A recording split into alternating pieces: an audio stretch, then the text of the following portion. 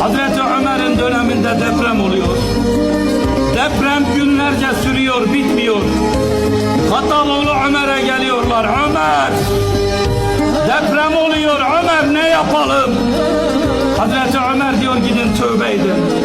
Gidip tövbe ediyorlar. Ömer, tövbe ettik. Gidin namazlarınızı kılın. Helalleşin birbirinizle. Çünkü deprem zulümden olur diyor Hazreti Ömer.